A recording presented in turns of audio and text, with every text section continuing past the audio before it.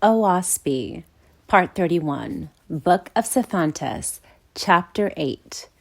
These chieftains had been long friends on other worlds, and pledged to join in an adventure on some new corporeal world, to raise up to Jehovah sons and daughters. Now was it being fulfilled in the Lord and God remotely situated, and the time of this visit much looked forward to. 2. And so God and the Lord came forth, saying, In Jehovah's name, met at last, and they embraced and reassured each other that it was really true, which they had talked of 1,000 years before. 3. And then came forward all the hosts of God and the hosts of the Lord, knowing one another and saluting and embracing also. Thereupon they proceeded to the house of the Lord, which mortals had been inspired to build of wood and clay. And when they were within, they joined in prayer and thanks to Jehovah, and they sang and danced and rejoiced to their souls' content.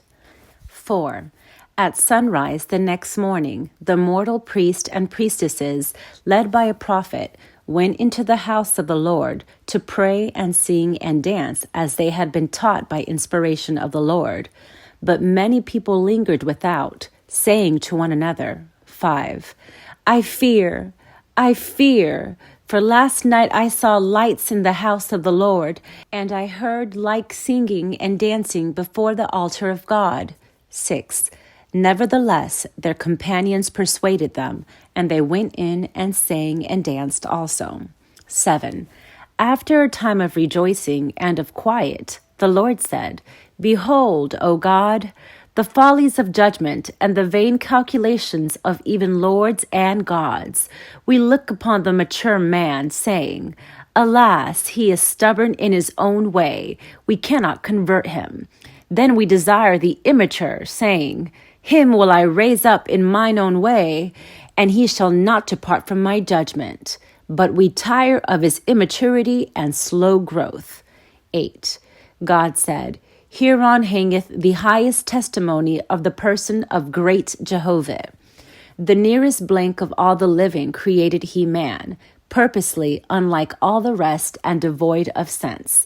Whereas, according to the order of the other animal world, a newborn babe should be already wise. 9. Jehovah saith, All the living have I provided with certain paths to travel in, but man alone I created new out of all things dead and dissolved, and he shall grow forever. To the beast I gave an already created sense, self. To man I allotted angels. And even these have I provided with others above them, and yet others above them, forever and ever. Hence the first of man, the newborn babe, I created a blank in sense and judgment, that he may be a witness that even he himself was fashioned and created anew by my hand. Neither created I him imperfectly, that he should re-enter a womb and be born over again. That which I do is well done, saith Jehovah. 10. The Lord said, Thou art wise, O God. The opposites prove Jehovah. Water runneth downhill, but man walketh up the hillside.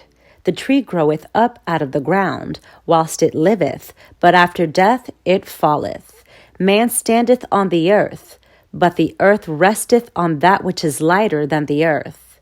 Jehovah saith, The life of the tree is of me. The unseen that holdeth the corporeal earth in its place is of me. 11.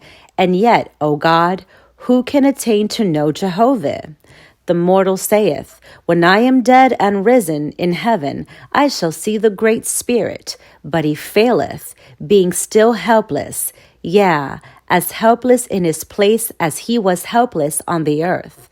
Then he saith, When I am strong and wise, like lords and gods, and can traverse the wide firmament, then I will see Jehovah.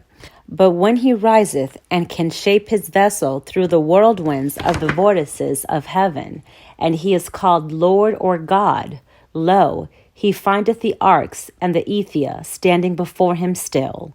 More and more is he appalled at thought of the great I Am, who liveth still beyond.